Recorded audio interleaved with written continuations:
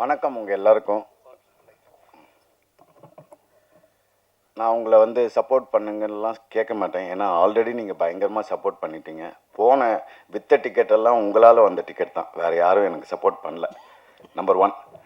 Number 2, மீடியான்னு நான் சொல்லும்போது even சில யூடியூப் சேனல்ஸ்லேருந்து ஆன்லைனில் எழுதுகிறவங்க அவங்க கூட இந்த படத்துக்கு எவ்வளோ சப்போர்ட் பண்ணாங்கன்னா அதுக்கு கமெண்ட்ஸ் வருது, என்ன காசு வாங்கிட்டியா இந்த படத்துலன்ட்டு. அதில் ஏதோ சினிவுட்ஸ் ஏதோ ஒன்று. அதுக்கு அவன் சொல்கிறாங்க, உனக்கு டவுட்டாக இருந்தால் இந்த டிக்கெட்டை நான் திருப்பி கொடுக்குறேன் காசுன்ட்டு. அந்த அளவுக்கு இந்த படத்துக்கு மீடியா இருக்கிற எல்லா விஷன் ஆஃப் மீடியா எல்லாருமே இந்த படத்துக்கு அவ்வளோ பயங்கரமாக சப்போர்ட் பண்ணாங்க. அதுக்கு பயங்கரமான தேங்க்ஸ். மேடம் சொன்னாங்க வெற்றின்ட்டு. எனக்கு பொய் பேச தெரியாது, வெற்றியெல்லாம் கிடையாது, ஆவரேஜ் தான். இது அடுத்த கட்டத்துக்கு கொண்டு போகிறது தான். எனக்கு சொன்னாங்க இன்றைக்கி வந்து தேங்க்ஸ் மீட்டா எதுக்குன்னு கேட்டேன். இது மாதிரி நான் சொன்னேன் அதெல்லாம் வேணாம் அப்படின்னேன். இல்லை ப்ரெஸ்ஸுக்கு தேங்க்ஸ். சரி ஓகே, அதுக்குன்னா நம்ம பண்ணலான்ட்டு. டு பி ஃப்ராங்க் ஆல்ரெடி நீங்கள் பண்ணிட்டீங்க. இதுக்கு மேலே உங்களை கேட்குறதுக்கு எனக்கு என்னன்னு தெரியல. ஏன்னா இந்த படம் வந்து முந்தானத்தோ ஆஃபீஸில் உட்காந்துருக்கும்போது நான் இருக்கேன்னு தெரியாமல் அந்த ப்ரொடியூசர்கிட்ட ஒரு டிஸ்ட்ரிபியூட்டர் பேசுகிறார், இதுக்கு தான்ப்பா நீ அந்த ஹீரோவை போட்டு எடுத்துக்கணும், இன்னத்துக்கு இந்த படம் எங்கேயோ போயிருக்கோன்ட்டு. இந்த அளவுக்கு வந்து பேசுகிறாங்க. என்கிட்டயே வந்து நேற்று ஒரு டிஸ்ட்ரிபியூட்டர் ஒழுங்காக வந்து எதாவது லவ் படம் ஏதாவது ஒரு கலக்கி போட்டு பரோட்டா போட்டு அது மாதிரி பாட்டு போட்டு எடுத்துருக்கலாமே, அதுதான் இந்த ஜனங்க நான் சொன்னேன் இல்லை, நான் ஆரம்பம் பண்ணும்போதும் 5 நாள் ஒருத்த வரல, ஷோ பிரேக்கு. இந்த படமும் ஊர் சைடெலாம் ஷோ பிரேக் ஆச்சு. நான் எல்லா தேட்டர் ஓனருக்கும் நேற்று ஃபோன் பண்ணி நான் பர்சனலாக, சார் இப்போ தான் சார் பிக்கப் ஆகுது, கொஞ்சம் ஹோல்ட் பண்ணுங்கள் 2 அது மாதிரி எனக்கோசரம் நான் வந்து ஒரே வார்த்தை இந்த அங்கீகாரத்தில் இந்த கோர்ட்டில் செகண்ட் ஹாஃபில் பேசுகிற மாதிரி இந்த ஒரு தடவை சான்ஸ் கொடுங்க, ஒரு தடவை. நான் ஜெயிக்கிறதுக்கு இல்லை, இந்த 3 ப்ரொடியூசர் ஜெயிக்கணும். ஏன்னா நான் வந்து ஆல்மோஸ்ட் 7 வருஷமாக நான் வாங்கின அடியெல்லாம் இந்த 3 பேர் எதெல்லாம் விற்றாங்கன்னு எனக்கு மட்டும்தான் தெரியும். இந்த படம் நடக்கிறதுக்கு இந்த படம் இன்னும் உங்களால் முடிஞ்ச அளவுக்கு 5%ஓ 10%ஓ புஷ் பண்ணிங்கன்னா அதனால் ஏதாவது வரும். அஸ் அன் ஆக்டராக இந்த படத்தில் நான் ஜெயிச்சிட்டேன். அதுக்கு வந்து நீங்கள் தான் மெயின் காரணம். 100%ல் 1000% ஜெயிச்சேன். எல்லா இன்டர்வியூலையும் கேட்டாங்க, நீங்கள் எவ்வளோ கான்ஃபிடென்ட் அஸ் அன் ஆக்டரான்ட்டு. நான் 10 கொடுத்த மார்க், அவ்வளோ கான்ஃபிடென்ட் ஆனாங்க. அது நீங்கள் பார்த்துருப்பீங்க. அஸ் எ பிஸ்னஸாக நான் சொன்னது அதே தான், ஒன்றுமே இல்லை. ஆக்சுவலாக மண்டே ஈவினிங்லேருந்து தான் ஆடியன்ஸே ஏற ஆரம்பித்தாங்க. அது கூட உங்களோட நியூஸு வர வர வர வர அதுதான். ஸோ இந்த ஒட்டுமொத்த இது வரைக்கும் வந்த கலெக்ஷனுக்கு மொத்தத்துக்கு காரணம் நீங்கள் மட்டும்தான். நேற்று வந்து ஒரு டிஸ்ட்ரிபியூட்டர் என்கிட்ட பேசுகிறாரு, உனக்கு இத்தனை படம் எடுத்திருக்க, உன்னை லான்ச் பண்ணுறாங்க, ஒரு ப்ரமோஷன் பண்ண தெரியாதா, உன் படத்துக்கெல்லாம் வந்து 2 கோடி 3 கோடிலாம் பண்ணுற, இந்த படத்துக்கு பண்ண தெரியாது சார். இல்லை சார், சின்ன ப்ரொடியூசர் சார். அப்போ தேட்டரை பிளாக் பண்ணு, மற்ற ப்ரொடியூசருங்கெல்லாம் எப்படி பண்ணுறாங்க, இப்போ உங்க கூட வந்து ரிலீஸ் ஆன படங்கள்லாம் எப்படி காட்டுறோம், கணக்கு காட்டுறோம். சொன்னேன் எப்படி சார், எனக்கு புரியலன்னா. இல்லை சார், அதுக்கெல்லாம் என்கிட்ட காசு இல்லை. அப்படி போலியாக ஒரு படத்தை வந்து நான் வந்து கலெக்ஷன் காட்டுறதுக்கோ நான் ஆள் இல்லை சார். இந்த படம் ஜெயிக்கும், அந்த நம்பிக்கை எனக்கு இருக்குது. இப்போ கம்மிங் பேக் டு டெக்னீஷியன், நான் பயங்கரமாக நடித்தேன் கிடிச்சேன்லாம் எல்லாம் சொல்கிறாங்க. அதுக்கு பின்னால் இருந்தது ஜேபி. அவரோட வார்த்தையாகட்டும், அவரோட வசனமாகட்டும், அவர் என்ன ஃபீல் பண்ணாரோ அதை நான் என்னோடய ஃபேஷியல் எக்ஸ்ப்ரெஷன்ஸில் கொடுத்தேன், அவ்வளோதான். இது முழுக்க எனக்கு கண்டிப்பாக தெரியும் இந்த வருஷத்தோட எல்லா அவார்ட்ஸும் நான் எடுப்பேன்ட்டு அஸ் அன் ஆக்டராக. அதுக்கும் நீங்கள் தான் காரணம். அதுக்கு முதல் கட்ட காரணம் ஜேபி. ரொம்ப கஷ்டப்பட்டிருக்காரு பயங்கரமாக. இப்போ இந்த படம் வந்து என்ன வேணாலும் பண்ணலாம், ஆனால் அங்கீகாரம் ஆக்சுவலாக மூஞ்செல்லாம் பார்த்தீங்கன்னா யாருமே சந்தோஷமாக இல்லை. நீங்கள் ஆக்சுவலாக மாஸ்டர் தவிர இது எல்லாருமே ரொம்ப சோகமாக இருப்பாங்க பார்த்தீங்கன்னா. ஏன்னா அவருக்கு வந்து 100 படம் இருக்குது, அது பிரச்சனை இல்லை. இவங்களுக்கு எல்லாருக்கும் வந்து இந்த படம் ஜெயிச்சாதான் அடுத்த வேலை சோறு. இதுதான் உண்மை. இது எத்தனை பேர் சொல்லுவாங்கன்னு எனக்கு தெரியாது. நான் அதான் சொல்லுவேன், அறம் எடுக்கும்போது இதே தான் ஆச்சு. வெயிட் பண்ணுங்க. நான் கெஞ்சறேன் போயிட்டு. நேற்று வந்து எல்லா தேட்டர் ஓனருக்கும் ஃபோன் பண்ணி, சார் ஹோல்ட் பண்ணுங்க சார் தூக்கி போடுங்க சார், அடுத்த படம் வேலையை பாருங்கள் சார், அவ்வளோதான். இந்த படத்தை வச்சு என்ன பண்ண போகிறீங்க, அதான் நல்ல பேர் வாங்கிட்டீங்களே சார். காசு போட்டிருக்கானுங்க சார், 3 ஷோ சார், 2 ஷோ தரோம். ரொம்ப பேசும்போது என்ன ஆகுனா, அவங்க பேசும்போது நம்மளுக்கு டிமோட்டிவேட் ஆகுது. இவ்வளோ தூரம் இப்போ அங்கீகாரன்றது உடச்சிட்றாங்க. இங்கே இருக்கிற பிக்கஸ்ட் மாஃபியா எல்லாமே சேர்ந்து, நான் பேசக்கூடாது படத்துக்கு பற்றி பேசுகிறோம், நிறைய விஷயங்கள் இருக்குது. அதை மீறி இந்த படம் ஜெயிக்கணும். இந்த படம் வெளிவராமல் இருக்கிறதுக்கே அவ்வளோ பண்ணாங்க. பாவம் அந்த 3 ப்ரொடியூசர் கோர்ட்டு கேஸுன்னு தெரிஞ்சு. எதுக்குன்னா ஒரு நாள் நான் பால்கனில் உட்காந்துருந்தேன். நான் சொல்கிறது வந்து 2018. அப்போ வந்து யாரோ வாங்கின கடனுக்கு வந்து என் சோஃபாவில் ஒருத்தர் உட்காந்து, சரி ஒரே ஒரு கையெழுத்து போடுங்க, எனக்கு பேங்க்கில் லோன் வேணும், உங்களோட கேரண்டி கேட்டாங்கன்னு. அப்படியா, சரி என்னடா இவ்வளோ கேட்குறானேன்ட்டு சும்மா கேரண்டி போட்டேன். எதுக்கு? அவங்க லோன் வாங்குறதுக்கு. அந்த கையெழுத்தை வச்சு இந்த படத்தை நிறுத்தினாங்க. அப்படிப்பட்டவங்கெல்லாம் இந்த இண்டஸ்ட்ரியில் இருக்காங்க. இதுக்கு நடுவுலையும் நான் ஜெயிக்கணும். இது என்னோட செகண்ட் லைஃப். கண்டிப்பாக நான் ஜெயிப்பேன். நான் படத்தில் ஒரு டைலாக் சொல்லியிருப்பேன், நீங்கள் செஞ்ச மாதிரிலாம் நான் உங்களுக்கு செய்ய மாட்டேன் சார்ன்ட்டு. அதே மாதிரி இந்த 3 ப்ரொடியூசர் வந்து இந்த படத்தில் சம்பாதிக்கலான்னு எனக்கு தெரியல. ஆனால் நான் விட மாட்டேன். என்னை எப்படி மற்றவங்களாம் கைவிட்டாங்களோ அது மாதிரி நான் இவங்களை விட மாட்டேன். கண்டிப்பாக ஜெயிப்பேன். அடுத்த 10 வருஷத்தில் இந்த தமிழ் சினிமாவில் நான் பெரிய ஆக்டராக ப்ரூவ் பண்ணுவேன். என் நம்பர்ஸும் இதே தேட்டர் ஓனர்ஸ் எல்லாம் பின்னால் வந்து நின்று உங்கள் படத்தை கொடுங்கன்னு கேட்குற லெவலுக்கு நான் முன்னுக்கு வருவேன். இது எழுதி வச்சுக்கோங்க. 2 டெக்னீஷியன்ஸ். இந்த படம் வந்து ஃபஸ்ட்டு ஸ்டார்ட் பண்ணும்போது நான் சொன்னேன், இதில் எனக்கு மாஸ்டர் வேணும் எப்படியாவதுன்ட்டு. அப்போ இவங்க பட்ஜெட் போட்டிருந்தாங்க. இவங்க போட்ட பட்ஜெட் வந்து அவரோட ஒரு நாள் சம்பளம். நான் பார்த்தேன், இதில் வேலைக்கு ஆகாது, போய் காலில் விழுந்துருங்க, என் பேர் சொல்லி காலில் விழுந்து எப்படியாவது கொண்டு வாங்கன்னா, சரி ஒரு 5 நாள் கேட்கலான்ட்டா மொத்தம் போடுறாங்க. 25 நாள் டேட் கேட்குறாங்க. தெய்வமே மனசாட்சி இருக்கா உனக்கு அப்படின்னாரு. தெய்வமே எல்லாம் 3 பேர் ஏன் ரொம்ப நாளாக வீட்டில் இருந்தாங்கன்னா, அவங்க வீட்டிலே உட்காருது. அவரை பிடிச்சி இந்த படத்துக்கோசரம் 2 படத்தை டேட்டு விட்டார். அந்த 2 படம் காசு ப்ளஸ் என்னோட 25 நாள். கூட பிறந்தவங்கெல்லாம் நான் இப்போ யாருமே நம்புறதில்லை எனக்கு நடந்த லைஃப்பில். ஆனால் அந்த ஒரு கேரக்டர் தான் வந்து நான் ஏன் தெய்வம்னு கூப்பிட்றேன்னா அதுக்கு தான். எதுக்கு பண்ணுதுன்னு எனக்கே தெரியாது, ஆனாலும் பண்ணுறாரு. இன்றைக்கி வரைக்கும் அப்படியே பண்ணிக்கிட்டு இருக்காரு என் வாழ்க்கையில். இன்னொன்று ஜிப்ரான். நான் வந்து ஜிப்ரான் மேலே ஜிப்ரான் வந்து ஒரு சாபக்கேடு தமிழ் சினிமாவுக்கு. நான் தப்பாக நினச்சிக்காதீங்க. நீங்கள்லாம் வந்து தமிழ் சினிமாலேயே இருக்கக்கூடாது. ஏன்னா அந்த ஆளுக்கு இது வரைக்கும் அங்கீகாரமே இல்லை. நான் அந்த ஆளுன்னு சொல்கிறேன்னா ரொம்ப அவ்வளோ உழைச்சிருக்காரு. ஆனால் என்ன அவர் யாராவது போய் கேசட் என்ன ஆடியோண்ணா ஜிப்ராண்ணா என்னங்க இருந்தாலும் பயங்கரமாக மியூசிக் போடுவான், ஆனால் பாட்டு எங்கெங்க? அதுதான் நான் சொல்லுவேன், நீங்களும் கலக்கி முட்டை எல்லாத்தையும் போட்டு அடிங்க, அப்போ தான் இந்த ஜனங்களுக்கு பிடிக்கும். நீங்கள் உட்காந்து பயங்கரமாக வாசித்து இதுக்கு அங்கீகாரம் கிடைக்கல. என்றைக்கு உங்களுக்கு அங்கீகாரம் கிடைக்குதோ அன்றைக்கி தான் தமிழ் சினிமா ஜெயிக்கும். எழுதி வச்சுக்கோங்க. 3வது கேமராமேன் விஸ்வா. பயங்கரமாக எங்கிட்ட திட்டுவாங்க, டெய்லி திட்டு வாங்குவான். ஆனால் கொடுத்த வேலையை பயங்கரமாக சூப்பராக பண்ணிட்டான் ஜிப்ரான். அப்புறம் என் தங்கச்சி தங்கமயில். ஆக்சுவலாக என் குழந்தைங்கள நான் தங்கமயில் கூப்பிடுவேன். அவளை பார்க்கும்போது எனக்கு அதனால் தங்கமயில்னு பேர் வச்சேன். அதே மாதிரி ஷூட்டிங் ஃபுல்லாக அப்படியே ரியலாக அண்ணன் தங்கச்சி மாதிரி இருந்தோம்.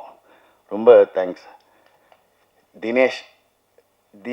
இந்த படத்துக்கு வந்து வேறு ஒரு எடிட்டர்ஸ் வந்தாங்க. அவங்க வந்து பயங்கரமாக எடுக்கும் போதெல்லாம் ஃபுல்லாக இருந்துட்டு ஃபுட்டேஜை பார்த்தோன்னே, சரி எனக்கு புரியலையேன்னாங்க. என்னங்க புரியல அப்படின்னு போட்டு ஒரு நாள் தினேஷை கூப்பிட்டு இதை நீ பண்ணுன்னு சொன்னான். அவன் ஒரு மேஜிக் பண்ணிட்டான். கண்டிப்பாக இந்த படத்துக்கு எனக்கு கிடைச்ச பெரிய கிஃப்ட்டு தினேஷ். எந்த அளவுக்கு மேஜிக் பண்ணிட்டான்னா பிரிச்சுட்டான் படத்தை. எனக்கு தெரிஞ்சு அவன் தமிழ் சினிமாவில் இன்னும் 3 வருஷத்தில் பெரிய எடிட்டர் அவன் டேட்டுக்கு எல்லாரும் அலைவீங்க, பார்த்துக்கோங்க. அப்புறம் என் கூட நடித்தவங்க எல்லாருமே, என் கூட நடித்த விஜய் மேடம்னு ஒருத்தர் நடித்தாங்க. அந்த மேடம் பார்க்கும்போதுலாம் என் பிரின்சிபல் ஞாபகம் வரும். பயங்கரமாக அவங்கள பார்த்தாவே வந்து ஒரு மாதிரி கோபம் வரும். அவங்களாகட்டும், என் கூட மன்சூர் அலிகான் சார் ஆகட்டும், என் கூட ஒர்க் பண்ண எல்லா ஆர்டிஸ்ட்டும், கோ ஆர்டிஸ்ட் சிந்துரி ஆகட்டும், மேடம் வசுந்தரா மேடம் ஆகட்டும், ராம்ஜி சார் ஆகட்டும், எல்லாருமே ரொம்ப நல்லா பண்ணாங்க. கேட்கும் போதெல்லாம் நிறைய வாட்டி டேட்டு மாறிச்சு. 2 வாட்டி எனக்கு வந்து கிழிஞ்சுது இதில். அதனால் ஒரு 3 மாதம் போச்சு. அப்புறம் மாஸ்டர் டேட் கேட்கும்போது இவங்கெல்லாம் இருக்க மாட்டாங்க, திருப்பி உங்கள் டேட் வாங்கணும். அப்புறம் என் கூட நடித்த அம்மா அப்படியே எங்கள் அம்மாவை நான் பேசும்போதெல்லாம் எங்கள் அம்மா கிட்டே பேசுகிற மாதிரியே இருக்கும். இந்த படத்தில் வந்து நிறைய டைலாக் வந்து ஜேபி வந்து அவர் கதைக்கு எழுதினாரா இல்லை எனக்குன்னு எழுதினாரான்னு தெரில. இதில் நான் பேசும்போது எப்படிங்க இப்படி நடிச்சிங்க நான் நடிக்கலைங்க. 7 வருஷமாக என் அனுபவித்ததெல்லாம் அப்படியே பேசினேன், அவ்வளோதான். எங்கள் அம்மா சொல்லுவாங்க, உன் தலைமுறையோட எல்லாத்தையும் இந்த தலைமுறையோட மாறிடணுன்ட்டு. அது எங்கள் அம்மா சொல்லிக்கிட்டே இருப்பாங்க. திருப்பி என்னோட 2வது லைஃப் ஆரம்பிச்சிருக்கேன். இந்த 2வது லைஃப்பை நீங்கள் சப்போர்ட் பண்ணிட்டீங்க, நீங்கள் சப்போர்ட் பண்ணுவீங்க. உங்கள் சப்போர்ட்டுக்கு எல்லாமே நன்றி. இதுக்கு மேலே எனக்கு பேச தெரியல. ரொம்ப தேங்க்ஸுங்க, ரொம்ப thanks. Sorry sir sir sir நீங்கள் நிறைய படம் எடுத்திருக்கீங்க, பெரிய பெரிய ஹீரோக்கள் எல்லாம் வந்து வாழ வச்சுருக்கீங்க, அதுக்கெல்லாம் பல கோடி செலவு பண்ணியிருக்கீங்க. நீங்கள் முதல் தடவையாக வந்து ஒரு ஹீரோ எடுக்கும்போது சம்மந்தப்பட்ட ஹீரோ ஹீரோயின் டெக்னீஷியன்லாம் உங்களை வாழ்த்தலாம், உங்களுக்கு வந்து சப்போர்ட் பண்ணலாம், இந்த படம் எல்லாருக்குமே பிடிச்சிருக்கு, அவ்வளோ நல்ல படத்தை அவங்களால முடிஞ்ச அளவுக்கு கை கொடுக்கலாம். எனக்கு தெரிய பிரபுதேவா மாஸ்டர் மாதிரி 1-2 பேர் தவிர வேறு யாருமே சப்போர்ட் பண்ணலையே, என்ன காரணம்? சார் இதை நான் ட்விட்டர்லேயே போட்டிருக்கேனே சார். Simple sir. நீங்கள் ஏதோ மெசேஜ் போட்டிங்க, இந்த இந்த ஆள் வந்து என்ன, இந்த ஆள் வந்து எடுத்து அங்கீகாரத்துக்கோசம் அலையிறான், வெறும் பத்திரிகை ஊடகங்கள் தவிர வேறு யாருமே வரலன்ட்டு. அதுதான் உண்மை. இங்கே வந்து நான் ஜெயிக்கக்கூடாதுன்றது ரொம்ப தெளிவாக இருக்காங்க சார். அதுக்கு பின்னால் இருக்கிற பாலிடிக்ஸோ பிஸ்னஸோ இப்போ நம்ம பேசக்கூடாது இதில். அதை நான் ஜெயிக்கும்போது ஒரு நாள் நான் அன்றைக்கி சொல்கிறேன். எப்படி வந்து இன்னொரு 2 வருஷம் கழித்து கேளுங்க, அன்றைக்கி நான் பெருசாக ஜெயிச்சுட்டு எனக்கு ஒரு நம்பர் இருக்கும், அந்த நம்பரோடு நான் பேரோடு சொல்கிறேன். இப்போ அது பேச விருப்பம் இல்லை சார். பப்ளிக் எப்படி இருக்கீங்க? தேட்டர் போனீங்களா, எப்படி இருக்குது அதை பற்றி கொஞ்சம் சார்? அதுதான் நான் சொல்கிறேன், உங்களால் வந்த பப்ளிக் எல்லாமே அழுதாங்க. அந்த 40 வயசுக்கு மேலே இருக்கவங்களாம் அழுதாங்க, 40 வயசுக்குள்ளே இருக்கலாம் ஹெவி ஹார்ட்டோடு போனாங்க. இது வரைக்கும் ஒருத்தர் கூட இது நல்லா இல்லை, இது நல்லா இல்லை, ஃபஸ்ட் ஹாஃபில் கொஞ்சம் லேக் இருக்குதுன்னு சொன்னவங்க தவிர படமாக இது வரைக்கும் ஒருத்தர் கூட குறையா சொன்னதே இல்லை. அதுவே எனக்கு பெரிய வெற்றி. நாங்கள் படம் பார்க்கும்போது எந்த அளவுக்கு ஏறும், நாங்கள் என்ன எதிர்பார்த்தோமோ அதை விட 100% வந்திருக்கு. ஆனால் டிக்கெட்டாக போச்சா நம்பர்ஸாக போச்சோன்னா சந்தேகம் சார். உண்மையாக அதுதான் சொல்கிறோம். நானும் வந்து ஒரு 230 தேட்டரில் ஒரு 150 தேட்டர் வந்து எதெல்லாம் வந்து உங்கள் இன்ஃப்ளூயன்சர்ஸ் வந்து ஃபோட்டோ போடுறாங்களோ அதில் மட்டும் நான் ஒரு 100 டிக்கெட் எடுத்து என் படத்தையும் நான் காட்டலாம். நான் இப்போ ஆக்டர் சார், நான் அந்த ப்ரொடியூசராக இருந்தால் அந்த மேஜிக் பண்ணலாம். அது பண்ணதால் தான் நான் இங்கே இருக்கேன். அதுதான் சார். டேரக்டர் சார் தென்பாதியான், இப்போ இந்த விளையாட்டுத்துறை வந்து மேம்படுத்த முடியல, போகல, அதுக்கு தடைகள் இருக்குன்னு சொல்ல வரீங்க. 2வது படத்தில் யார் மேலே போக முடியல, அதை யார் தடுக்கிறாங்கங்கிறது 2 வருஷம் வைக்கிறீங்க. எந்த சமூகம் மேலே போகலை, எந்த சமூகம் தடுக்குதுன்னு சொல்கிறீங்க. அப்போ யார் தடுக்கிறாங்களோ அவங்களுக்கான பதில் என்ன படத்தில் இருக்குது? இல்லையா, நான் எடுத்த படத்தில் சமூகம் சார்ந்து எதுவுமே இருக்காதானே? இல்லையா, அப்போ வக்கீல் பேசுகிற லாங்குவேஜ் என்ன? இல்லை இல்லை இல்லை இல்லை இல்லை இல்லைண்ணா இல்லைண்ணா. ஒரு அரசாங்கத்துக்கும் மக்களுக்கும் விக்டிம் பப்ளிக், அக்யூஸ்டு கவர்மெண்ட், அப்படி தான் இருக்கும்ண்ணா கதை. அப்போ லேடியை வக்கீல் பேசுகிறாங்கல்ல, அவங்களோட லாங்குவேஜ் எப்படி பதிவு பண்ணுறீங்க? அது அவங்க லாங்குவேஜ்ண்ணே. அவங்க வந்து தமிழ்நாடு கவர்மெண்டினுடைய அட்வொகேட் ஜெனரல். இதில் வந்து ஒரு எக்கனாமிக் வேரியேஷன் தான் பேசியிருப்பேன். காசு இல்லாதவங்களுக்கும் காசு இருக்கிறவங்களுக்குமான போராட்டம் தான் அது. அப்போ அதிகாரத்தில் இருக்கிறவங்க, அதிகாரத்துக்கு வந்தவங்களும் அதிகாரத்தில் இருக்கிறவங்களும் என்னவா அணுகுறாங்க மக்கள் அப்படிங்கிறது தானே. சமூகம் சார்ந்து ஒரு இடத்துல கூட இருக்காதுண்ணே. ஏன்னா விளையாட்டுத்துறையில் எல்லா சமூகம் சார்ந்துமே கீழே தான் இருக்கிறாங்க. கிரிக்கெட் தவிர எல்லா விளையாட்டுத்துறையில் இருக்கிற விளையாட்டு வீரர்களும் கீழே தான் இருக்கிறாங்க. அதுக்குள்ளே எல்லா சமூகமும் கலந்துருக்குது. சார் கேஜே சார், இங்கே வாழ்த்துக்கள் சார், நல்லா இருந்தது படம். Thank you sir. இந்த படத்துக்கு அப்புறம் தமிழ்நாடு விளையாட்டு மேம்பாட்டு ஆணையம் இல்லை நேஷனல் அத்லெட்டிக்லேருந்து ஏதாவது உங்களுக்கு ஃபோன் கால்ஸ் இல்லை ஏதாவது சம்மந்தமான கிளாரிஃபிகேஷன் அது மாதிரி ஏதாவது இருந்தது? அதெல்லாம் ஒரு ஃபோனும் வரல சார். பாவம் எங்கள் ப்ரொடியூசர்ஸ் வந்து தமிழ்நாடு கவர்மெண்ட்டை போய் மீட் பண்ணியிருக்காங்க. ஏன்னா இப்போ ஸ்போர்ட்ஸ் மினிஸ்டரை மீட் பண்ணாங்க, ரிலீஸுக்கு முன்னாடியே மீட் பண்ணி.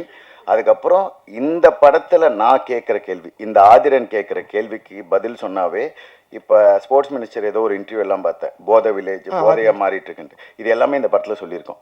இதுக்கு என்ன பதில், இதுக்கு என்ன சொல்யூஷன் நீங்கள் வெளில தேட தேவையில்லை. இந்த படத்தை பார்த்தாவே கஷ்டப்பட்டு உட்காந்து ரிசர்ச் எல்லாம் பண்ண தேவையில்லை. போய் டாஸ்மார்க்கு போய் ரிசர்ச் பண்ணாங்களே போன கவர்மெண்ட், அது மாதிரிலாம் பண்ண தேவையில்லை. இந்த படம் தான் ஒரு ப்ளூ பிரிண்ட், இந்த ஸ்போர்ட்ஸை எப்படி டெவலப் பண்ணணுன்ட்டு. அவ்வளோதான், முடிஞ்சு போச்சு. தேங்க்யூ.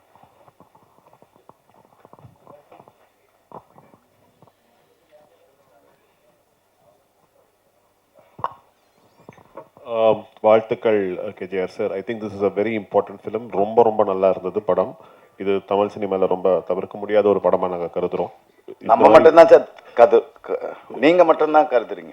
இல்லை அப்படி கிடையாது சார். இது நீங்கள் சொன்னாலும் சொல்லலைனாலும் சொல்லியிருக்கிற உண்மை வந்து ரொம்ப சாதாரண உண்மை கிடையாது. இது ரொம்ப பொதுமக்களுக்கு தெரிய வேண்டிய ஒரு படம். இந்த மாதிரி ஒரு படம் எடுக்கிறதுக்கு ரொம்ப தைரியம் தேவை. எடுத்திருக்கிறதுக்கும் உங்களுக்கு வாழ்த்துக்கள். ஸோ யார் அக்செப்ட் பண்ணிக்கிறாங்களோ இல்லையோ, the truth is that this film is an important film in Tamil cinema. It is a landmark film. There is no doubt about that. என்னுடைய கேள்வி வந்து டைரக்டருக்கு, இந்த மாதிரி கோவம் நீங்க சொல்லும்போது, நீங்க பேசும்போது இந்த படம் வந்து கோவத்தினுடைய ஒரு வெளிப்பாடு அப்படின்னீங்க. இங்க இருக்கிற எல்லாருக்கும் அந்த கோவம் இருக்கு. ஆனா உங்களுக்கு மாத்திரம் இந்த படத்தை எடுக்கணும்னு ஏன் தோணுச்சு? என்ன specific reason spark for the film? அண்ணா ஒன்றும் இல்லைண்ணே, என்னோட கிராமம் வந்து மன்னார்குடி பக்கத்தில் வடுவூர். என்னோட கிராமம் விளையாட்டு கிராமம். இப்போ அந்த கிராமம் இருக்குது, விளையாட்டு இல்லை. எனக்கு விளையாட்டுக்கு சம்மந்தம் கிடையாது. என் ஊருக்குள்ளே இருக்கிற விளையாட்டு கபடி வாலிபால் பிளேயர்ஸை தமிழ்நாடு இந்தியா லெவலில் நீங்கள் எங்கே சொன்னாலும் என் ஊரை தெரியும். என் ஊரை எல்லா ஊருக்கும் தெரியுங்கிறத நான் இந்த கதைக்கு ரிசர்ச் போகும்போது தான் எனக்கு தெரிஞ்சிச்சு.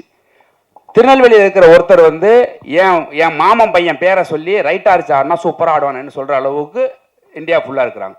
இது இல்லாமல் என்னுடைய கிராமத்தில் இருக்கிற விளையாட்டு காணா போனதை மாதிரி தேடும்போது அது பெரும்பான்மையான கிராமத்தில் அது இருக்குது. என்னன்னா விளையாட்டு வீரர்கள் சரியாக இருந்தால் அந்த சமூகம் சரியாக இருக்கும்னு நான் நம்புகிறேன். ஏன்னா ஒரு ஒழுக்கத்தை வந்து ரொம்ப ரொம்ப ப்ராப்பராக ஃபாலோ பண்ணுறது வந்து விளையாட்டு வீரர்கள் நான் வந்து பார்க்குறேன். அதாவது இன்னைக்கு வந்து போதை வஸ்துகள் வந்து ரொம்ப ரொம்ப தீவிரமாக சமூகத்தில் ஊடுருவி இருக்குது. அதை ஒரு மினிமமாக வந்து ஓரளவுக்கு கட்டுக்கோப்பில் இருக்கிற ஒரு டிபார்ட்மெண்ட்னா ஸ்போர்ட்ஸில் இருக்கிற பசங்க தான் அதை நோக்கி நகராமல் இருக்கிறாங்க. நீங்கள் வந்து கைவிட்டு எனக்கு முதல்ல அந்த 2-3 இடத்துல கூட எனக்கு ஃபோன் பண்ணி பேசினாங்க. ஒரு அண்ணன் கூட போன மீட்டில் கேட்டாங்க, ஸ்மோக்கிங் கார்டு ட்ரிங்கிங் கார்டு போடலை அப்படின்னு. எனக்கு முதல்ல ஒரு ஸ்போர்ட்ஸ் படம் பண்ணுறப்ப எனக்கு மது எனக்கு நீடே இல்லையே. எனக்கு ஒரு ஸ்போர்ட்ஸ் பர்சன் எப்படி குடிப்பான், ஒரு ஸ்போர்ட்ஸ் பர்சன் எப்படி தம் அடிப்பான், எனக்கு அதுக்குள்ளே போகவே எனக்கு தோணலை. ஏன்னா நான் சந்தித்த வீரர்கள் எல்லாம் சோத்துக்கு வழியிலனா கூட ஓட தான் நிற்கிறாங்க, குடிக்க தோணலை. அப்படி இருக்கும்போது எனக்கு அது இதுதான் இந்த ஸ்பார்க்கு இங்கேருந்து ஆரம்பிச்சது தானே அது. சார் கேஜிஆர் சார், இப்போ நீங்கள் பேசும்போது சொன்னீங்க இன்ஃப்ளூயன்சருக்கு வந்து நான் வந்து எதுவுமே வந்து பண்ண முடியாது அப்படின்னு சொன்னீங்க.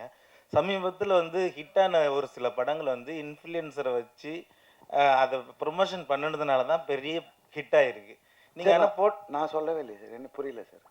இப்போ இன்ஃப்ளூயன்சரை வச்சு நீங்கள் வந்து நான் இது பண்ண என்னால் முடியாது, அதுக்கான என்கிட்ட சோர்ஸ் இல்லை அப்படின்னு இல்லை இல்லை அவர் சார் சொன்னது என்னன்னா, ஒருத்தர் கமெண்ட்ல வந்து எவ்வளோ காசு வாங்கினீங்கன்னு சொன்னாரு, அதை நீங்கள் ப்ரூவ் பண்ணீங்கன்னா நான் ப்ரூவ் பண்ணுறேன் அப்படின்னு சொல்லிட்டு படத்தினுடைய பெருந்தன்மையை சொன்னாங்க. படம் அவ்வளோ நல்லா இருக்குது, எனக்கு அது காசு வாங்க வேண்டியது இல்லை அப்படிங்கிற மீனிங்ல சொன்னாங்க. அந்த இன்ஃப்ளூயன்சரு, அந்த சோகால்டு இன்ஃப்ளூயன்சர் ட்ரெண்ட் ஷூட்னு நினைக்கிறேன். ட்ரெண்ட் ஷூட் என்ன சொல்கிறாங்க, நீ போய் படத்தை பாரு, படம் நல்லா இல்லைன்னா நான் டிக்கெட் கொடுக்குறேன்னு சொன்னாப்புல. Okay sir, okay. அப்போ இப்போ ஒரு சில படங்கள் வந்து இன்ஃப்ளூயன்சரை வச்சு தான் பெரிய ஹிட் ஆயிருக்கு அந்த படங்கள். ஓகே, அது மாதிரி நீங்கள் வந்து இந்த படங்களுக்கு வந்து நீங்கள் வந்து ப்ரொமோஷன் பண்ணுனா நீங்கள் போட்ட காசு வர்றதுக்கான வாய்ப்பு இருக்குமா சார்? அப்படி ஸ்கேம் பண்ணி இந்த நல்ல படத்தை நான் தப்பாக காட்ட விரும்பல சார். நான் ரணசிங்கமோ அறமோ நான் அப்படி பண்ணல. மீதி படம் நீங்கள் என்ன கேட்டிங்கன்னா நான் பண்ணேன்னு சொல்லுவேன், ஒத்துப்பேன். ஆனால் இந்த படம் அதுக்குள்ளே வர சப்ஜெக்ட் இல்லை சார். இந்த படம் உண்மையாக ஜெயிக்கணும், உண்மையான மக்கள் பார்க்கணும். பார்த்த ஒரு 1000 பேர் பார்க்குறாங்கன்னா 1000 பேரில் 999 எல்லாமே படத்தை நல்லா தான் சொன்னாங்க.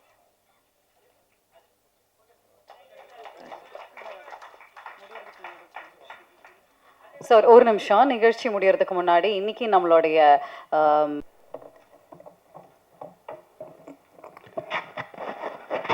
என் தாய்க்கும் தாய் தமிழுக்கும் நன்றி. வந்திருக்கிற அனைத்து பத்திரிகையாளர்களுக்கும் ரொம்ப பொறுப்போட நான் ரொம்ப மகிழ்ச்சியோடைய நன்றி சொல்லிக்கிறேன்.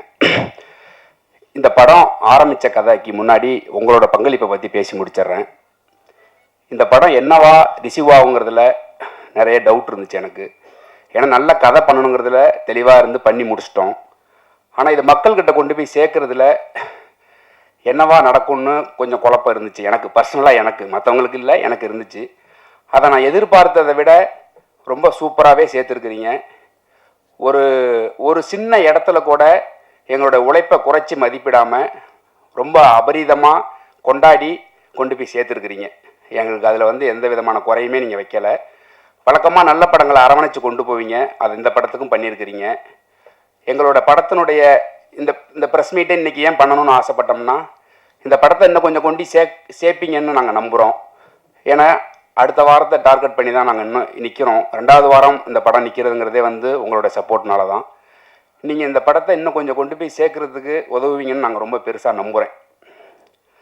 அதே மாதிரி இந்த கதை உருவாகிறதுக்கு காரணம் வந்து ஒரு கோபம்னு சொல்லலாம், இல்லை ஒரு ஆதங்கம்னு சொல்லலாம். இவ்வளவு பெரிய இந்திய நாட்டில் விளையாட்டு மட்டும் ஏன் தனித்து விடப்பட்டிருக்கு, அது ஏன் யாராலும் கண்டுக்கப்படாமே இருக்குங்கிற கோபம் தான் இது. இது ஆக்சுவலாக உங்களுக்குமே இருக்கும் தான். நீங்கள் வந்து சில இடங்களில் கட்டுப்படுத்தப்படுவீங்க, அது இல்லைன்னா நீங்களும் இதை பேசியிருப்பீங்க தான். அப்படி உருவானது தான் இந்த கதை. இந்த கதை உருவானதுக்கு இந்த கதை நான் ஃபஸ்ட்டு பிச் பண்ணது கேஜிஆர் ஸ்டுடியோஸ் தான் பிச் பண்ணியிருந்தேன். அப்போ ஒரு பெரிய ஹீரோவுக்கு பண்ணியிருந்தேன். அப்புறம் சில காரணங்களால் அது தள்ளி போயிட்டே இருந்ததுனால அப்புறம் நான் வெளியில் போயிட்டேன், கம்பெனிலேருந்து வெளில போயிட்டேன். அப்புறம் நான் வேறு கதை ஒர்க் பண்ணிகிட்டு இருக்கும்போது திருப்பி இந்த கதையை பண்ணலான்னு தோணும்போது இந்த கதைக்குள்ள ரிசர்ச் ஆரம்பித்தேன். ஆக்சுவலாக ஸ்கிரிப்ட் முடிச்சுட்டு தான் ரிசர்ச்சே நான் ஆரம்பித்தேன்.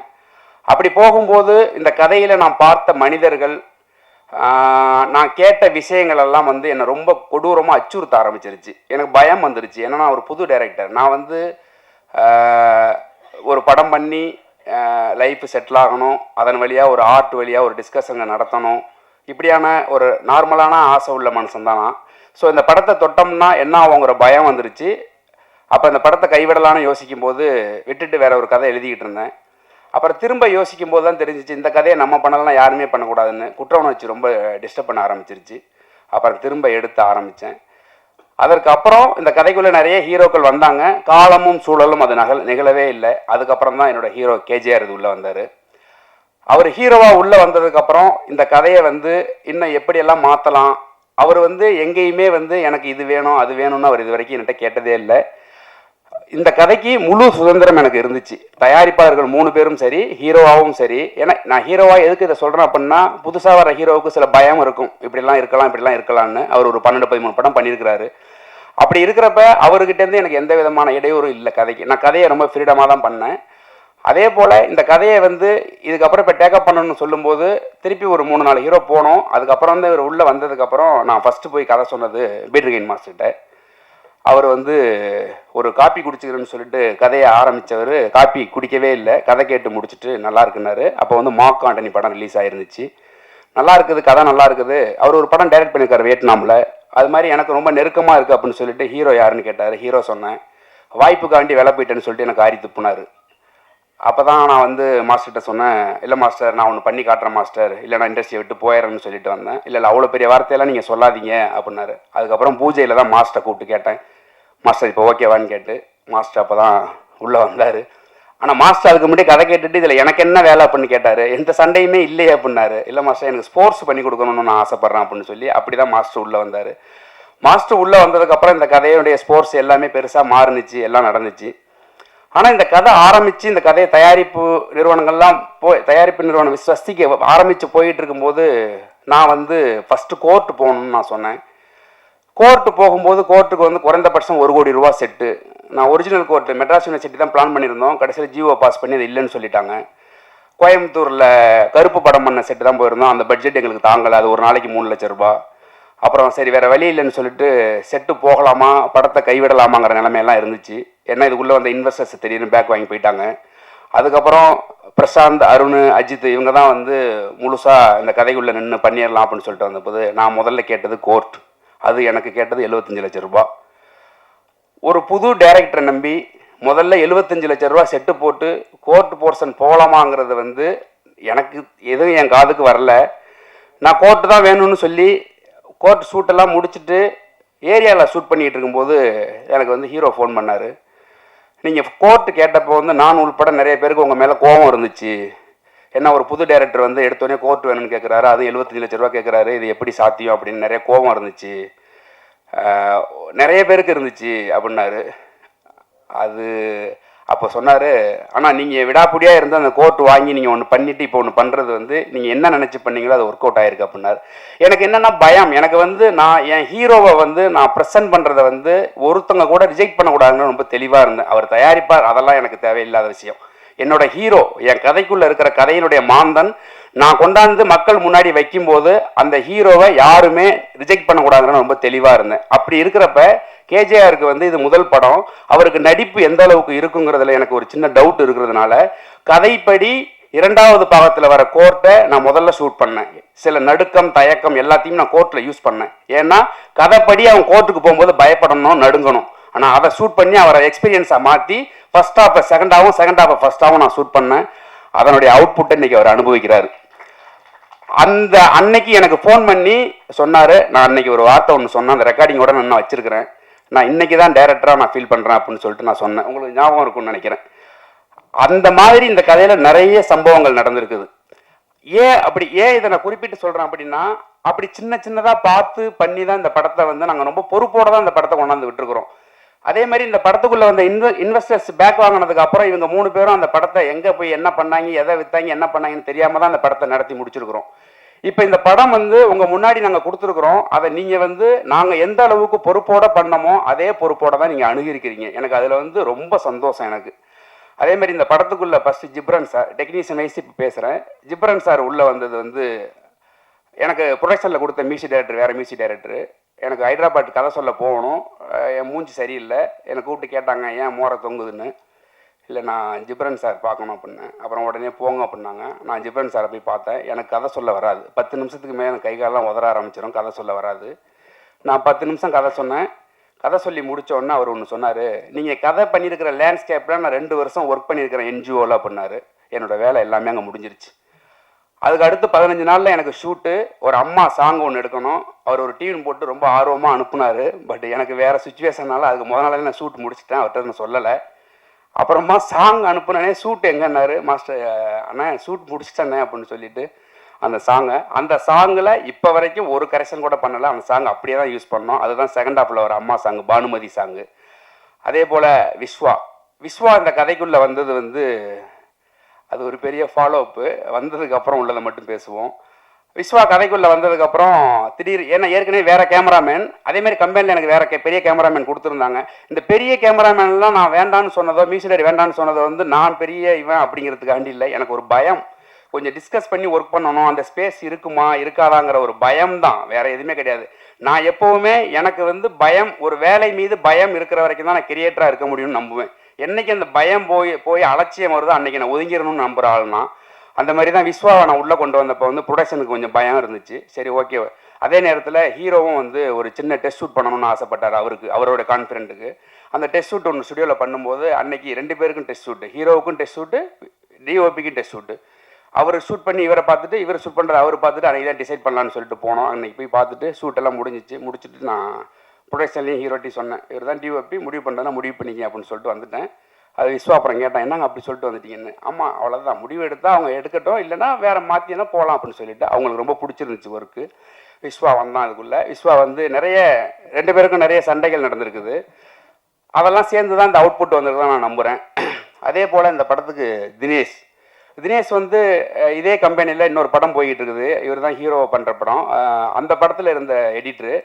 இந்த படத்துக்கு வேறு ஒரு எடிட்டர் வச்சுருந்தோம், சில காரணங்களால் பண்ண முடியாத சூழல்னால அதுக்கப்புறம் தினேஷ் வந்தான்.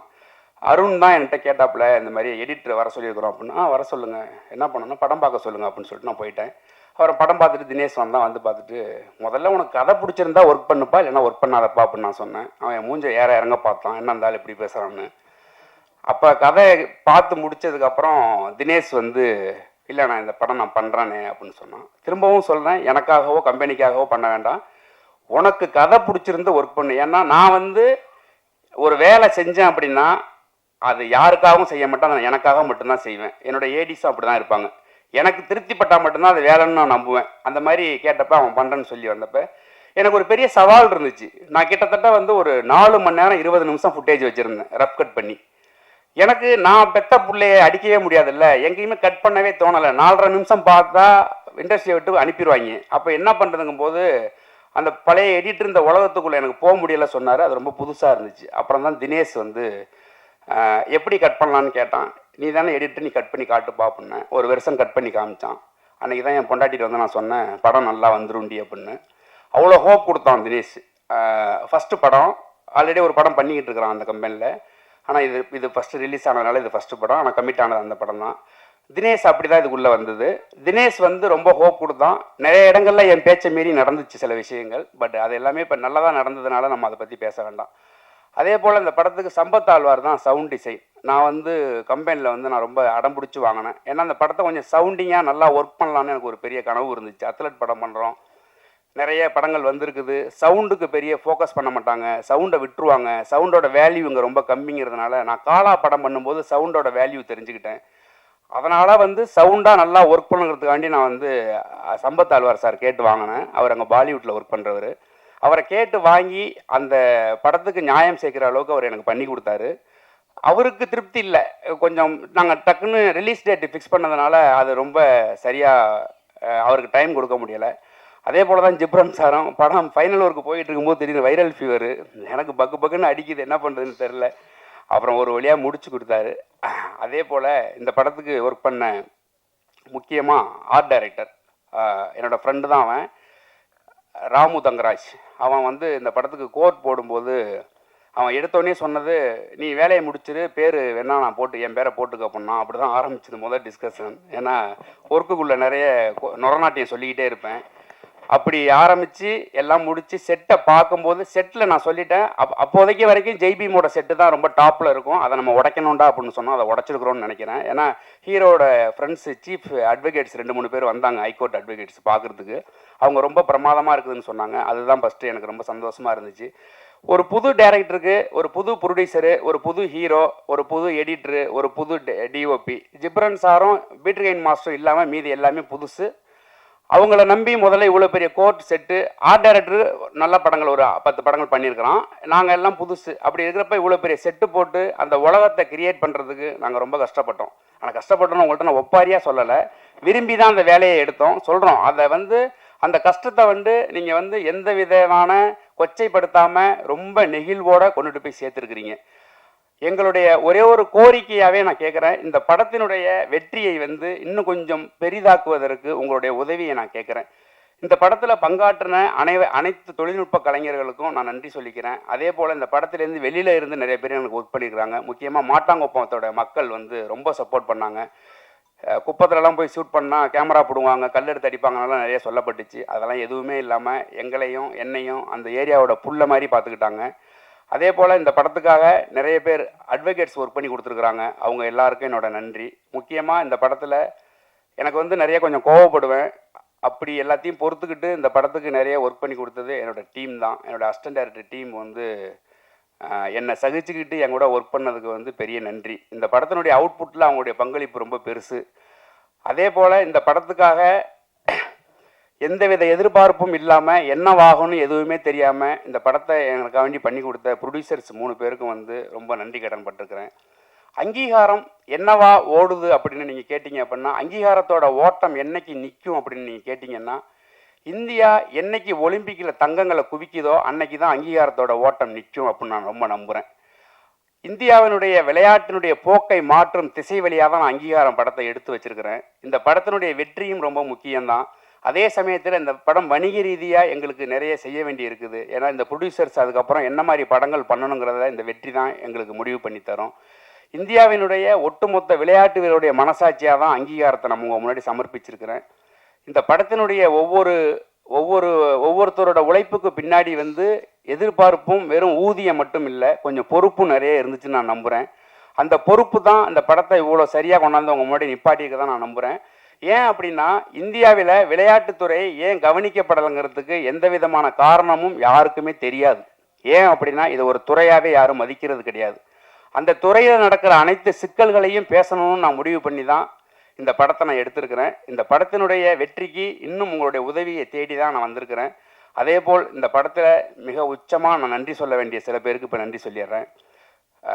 இயக்குனர் தாஸ், டோரா படத்தோட டைரக்டர், இப்போ முருகு அப்படின்னு நிஞ்சான்னு ஒரு படம் பண்ணுறார். தாஸ் அண்ணன் தான் எனக்கு இந்த வாய்ப்பை உருவாக்கி கொடுத்தாரு. அவர் இல்லைன்னா அந்த படம் நடந்திருக்குமான்னு தெரியாது. நான் இன்னும் வாய்ப்பு தேடிட்டு இருக்கிறவனாவே இருந்திருக்கலாம். அதுக்கப்புறம் இன்றைக்கி நான் உங்கள் முன்னாடி நின்று இதெல்லாம் பேசுகிறேன் அப்படின்னா அதற்கு முதல் காரணம் டைரக்டர் ரஞ்சித், என்னோட அண்ணன். அவர் தான் என்னுடைய வாழ்க்கையில் மிகப்பெரிய மீட்பர்னு நான் சொல்லுவேன். ஏன்னா என்னுடைய வாழ்க்கையில் சில சிக்கல்னால என் வாழ்க்கையை முடிச்சுக்கலான்னு இருக்கும்போது என்னை கூப்பிட்டு பக்கத்தில் வச்சுக்கிட்ட ஒருத்தர். அவர் கூட இருந்த 2 வருஷம் என்னுடைய வாழ்க்கையில் மறக்க முடியாத காலகட்டம். அவர் வந்து என்கிட்ட எதையுமே திணிச்சு சொன்னது கிடையாது, என்னுடைய சுதந்திரம் தான். அவர் இல்லைன்னா என்னுடைய லைஃபே கிடையாது. அதே போல் இந்த படத்தில் திவ்யா மேடம், ஹீரோவோட ஒய்ஃப், அவங்க வந்து நிறைய இன்புட்ஸ் எனக்கு கொடுத்துருந்தாங்க. அந்த இன்புட்ஸ் எல்லாமே ஹீரோவை நான் வந்து, ஏன்னா அவங்க ட்ராவல் பண்ணது அது எல்லாமே எனக்கு வந்து இந்த படத்தில் நான் அவரை வேலை வாங்குறதுக்கு எனக்கு நிறைய யூஸ்ஃபுல்லாக இருந்துச்சு. அது இல்லாமல் இந்த படத்துக்கு வேலை செஞ்ச முக்கியமாக அத்லட் ட்ரெயினர் மகேஷ், அவன் வந்து இந்த படத்துக்கு எந்த விதமான எதிர்பார்ப்பும் இல்லாமல் அவனை நம்பி ஒரு 200 பிள்ளைங்க இருக்கிறாங்க திருநெல்வேலி கிரவுண்டில், அதையெல்லாம் விட்டுட்டு வந்து எனக்காக நின்னான். இன்றைக்கி அந்த படத்தில் இருக்கிற அத்லட் எல்லாத்தையும் வந்து ஓரளவுக்கு வந்திருக்குது அப்படின்னா அது அவனுடைய பங்களிப்பு, பெரிய பங்களிப்பு. அதே போல் Naranammalpuram sports club, Karpaga university Rajesh, Vaduvur sports academy, இப்படி நிறைய பேர் இந்த கதையில் ஒர்க் பண்ணியிருக்கிறாங்க. இவங்க எல்லாருமே ஸ்போர்ட்ஸ் சார்ந்தவங்க தான். இந்த ஸ்போர்ட்ஸ் சார்ந்தவங்க எல்லாரும் சேர்ந்து ஒரு ஸ்போர்ட்ஸ் படத்தை உருவாக்கும் போது தப்பு நடக்காதுங்கிற நம்பிக்கை எனக்கு இருந்தாலும், ப்ரெஸ்ஸு முன்னாடி படம் போட்டு காமிக்கிறப்ப எனக்கு ஒரு பெரிய பதட்டம் இருந்துச்சு. எனக்கு ஒரு 2 பதட்டம் இருந்துச்சு. ஒன்று சென்சார் போர்டு, இன்னொன்று டைரக்டர் ரஞ்சித்து, இன்னொன்று ப்ரெஸ்ஸு. அந்த ப்ரெஸ்ஸு இதே தேட்டரில் தான் நம்ம படம் பார்த்தோம். நான் எனக்கு படக்குன்னு அடிச்சுக்கிட்டு இருந்துச்சு. யுவராஜ் அண்ணன் வேறு கொஞ்சம் நேரம் மொபைல் பார்த்தாரு, அப்புறம் படம் பார்க்க ஆரம்பித்தார். நான் யுவராஜ் அண்ணனை மட்டும்தான் பார்த்துக்கிட்டு இருந்தேன். அவர் படம் பார்க்க ஆரம்பித்ததுக்கப்புறம் ஓகே ரைட் அப்படின்னா, அதுக்கப்புறம் அந்த படத்தில் எனக்கு ப்ரெஸ்ஸு அவ்வளோ சூப்பராக என்னை ரிசீவ் பண்ணது எனக்கு ரொம்ப முக்கியமாக நான் ரொம்ப பெருமைப்பட்ட தருணம். எனக்கு 3 விஷயமே நல்லாவே நடந்துச்சு. சென்சார் போர்டுலேயும் என்னை ரொம்ப அப்ரிஷியேட் பண்ணாங்க, ப்ரெஸ்ஸு நீங்களும் அப்ரிஷியேட் பண்ணீங்க, மக்களும் நல்லா கொண்டாடி இருக்கிறாங்க, என்னோடய வாத்தியாரும் ரொம்ப நெகிழ்வாக இருந்தார். இதையெல்லாம் சேர்த்து இந்த படத்தை வணிக ரீதியாக மாற்றுறதுக்கான வேலையில் தான் நாங்கள் இப்போ இறங்கியிருக்கிறோம். ஏன்னா இந்த படம் வணிக ரீதியாக ஜெயிச்சே ஆகணும். ஏன்னா வணிக ரீதியான வெற்றி மட்டும்தான் திரும்ப என்ன போல் இருக்கிற ஒரு இயக்குனரை வெளில கொண்டு வரும். இல்லைனா திரும்ப இந்த கதைகள் திரும்ப நான் நல்ல சினிமா கெட்ட சினிமான்னு நான் பிரித்து பேச விரும்பலை. எல்லாத்துக்கும் ஒரே உழைப்பு தான். சிந்தனை ரீதியான வேறுபாடு தான் இங்கே இருக்க ஒழிஞ்சு எல்லாமே ஒரே சினிமா தான், எல்லாத்துக்கும் ஒரே உழைப்பு தான். இந்த சினிமாவை கொண்டுட்டு போய் சேர்க்கறதுக்கு பின்னாடி இருக்கிற எவ்வளோ வழி இருக்குதுன்னு உங்களுக்கு தெரியும். பல படங்களுடைய ப்ரொமோஷனுக்காக பெருசாக பேசப்பட்டவர் கேஜேஆர். அவர் ஹீரோவாக நடித்த படத்தில் நாங்கள் எங்களால் முடிஞ்ச எங்கள் சக்திக்கு உட்பட்ட எல்லாத்தையும் பண்ணிக்கிட்டு தான் இருக்கிறோம். இன்னும் நீங்கள் உங்களுடைய ஒத்துழைப்போடு இதை கொண்டு போய் சேர்த்து இந்த படத்தை வணிக ரீதியாக மாற்றினீங்கன்னா ஸ்வஸ்திக் விஷன்லேருந்து அடுத்து கேட்டிருக்கிற லைனப் எல்லாமே ப்ராஜெக்டாக மாறும். உங்களுடைய பொன்னான நேரத்தை எனக்கு கொடுத்ததுக்கு ரொம்ப நன்றி. ஏதாவது விடுபட்டு இருந்துச்சுன்னா நான் அவங்கள மன்னிச்சுக்கோங்க. இந்த படத்தை நாளை முதல் தமிழ்நாடு ஃபுல்லாக தேட்டர் விசிட் போகிறோம், டீம் ஃபுல்லாகவே. இந்த படத்தை கல்லூரிகள்லேருந்து நிறைய நல்ல ரெஸ்பான்ஸு, மக்கள்கிட்டேருந்து நல்ல ரெஸ்பான்ஸு, அது எல்லாமே நீங்கள் கொண்டு போய் சேர்த்தது தான். அதனால் திரும்ப உங்கள்கிட்ட நான் கெஞ்சி கேட்டுக்கிறேன், இன்னும் கொஞ்சம் இந்த படத்தை கொண்டு சேர்க்கறதுக்கு உங்களால் முடிஞ்ச உதவிகளை செய்யுங்க. நான் உங்களை சேர்க்கலைன்னு சொல்லவே இல்லை, இன்னும் கொஞ்சம் சேர்த்து உதவுங்கன்னு தான் சொல்கிறேன். வந்திருந்த அனைவருக்கும் என்னோட நன்றி.